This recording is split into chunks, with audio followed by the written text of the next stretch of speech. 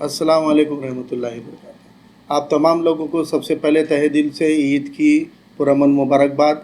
और आप तमाम लोगों का तहे दिल से शुक्रिया कि आप लोगों ने रास्तों पे भीड़ नहीं की। बाज़ार खुले थे लेकिन आप लोग वहाँ नहीं गए। और तमाम लोगों ने उलेमा इकराम का और सभी समाजी सियासी लीडरान का जो भी अपील थी उसको फॉलो की। इसलिए मैं तहे दिल से सबसे पहले उसके लिए आप तमाम लोगों को मुबारकबाद देता हूँ। और एक एहतियात कि भाई ईद की खुशियाँ तो मनानी है। हर साल हम बहुत ही धूमधाम से ईद मनाते हैं। रास्तों की रौनक तो पूरे रमज़ान महीने में भी हमको रास्तों पे देखने को मिलती थी। लेकिन इस साल क्योंकि कोरोना की वबा है और हम देख रहे हैं कि कोरोना की वबा ने गरीब से गरीब मुल्क को चपेट में लिया है, तो अमीर से अमीर मुल्क को भी चपेट में लिया है। गरीब से गरीब आदमी को भी चपेट में लिया है, तो बड़े से बड़े मिनिस्टर को भी चपेट में लिया है। तो ये बीमारी के पास में कोई मुलाहिजा नहीं है, इसलिए हमको अपना एहतियात ज़रूर करना है। अल्लाह का बहुत बड़ा करम है, जो लोग आज उससे नांदेड़ में तकरीबन लोग, इससे बहुत बड़ी तादाद में हमारे लोग यहाँ पे सभी समाज के भाई हमारे बचे हुए हैं। और उम्मीद करते हैं कि यहाँ से आगे भी हम इस लड़ाई का पूरा एहतियात करेंगे, रास्तों पे नहीं उतरेंगे। आप तमाम नौजवानों से मेरी अपील है कि आपका मोहल्ला, आपका घर, ये आपका दायरा है।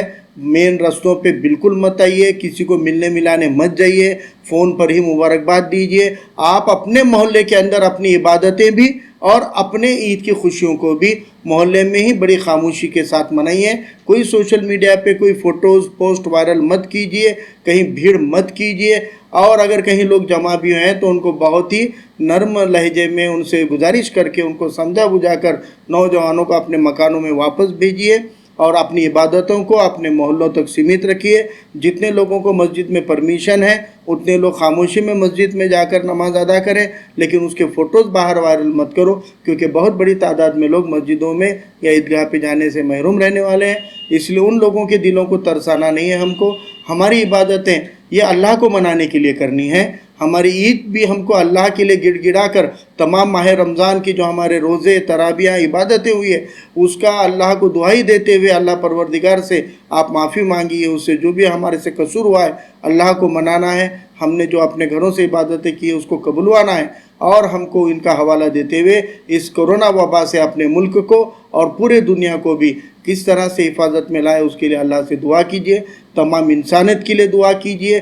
तमाम हमारे दिगर मज़हब के भाइयों के लिए भी दुआ कीजिए, उनके भी हक़ में दुआ कीजिए कि अल्लाह उनको भी इस मुसीबत से बचाए। अपने मुल्क के अंदर की नफ़रत की सियासत से बाज आने के लिए भी गिड़गिड़ा कर दुआएँ कीजिए। और बहुत ही अमन के साथ अपने फैमिली, अपने रिश्तेदारों के बीच में खुशियों से इस ईद को एक नई मिसाल पेश कर दीजिए कि यह कौम जब उलेमा इकराम की अपील होती है तो जिस तरह से हमने रमज़ान में बहुत ही कंट्रोल करते हुए एहतियात के साथ माह रमज़ान गुजारे हैं, इसी तरह इंशाल्लाह ये ईद मनाकर हम एक ऐसी मिसाल पेश करेंगे जिस तरह हमारे ऐसी भाइयों ने भी भीम जयंती में कोई शोर शराबा नहीं किया, कोई रास्तों पे भीड़ नहीं जमाई, खामोशी में अपने अपने गली मोहल्लों में उन्होंने भीम जयंती मनाई।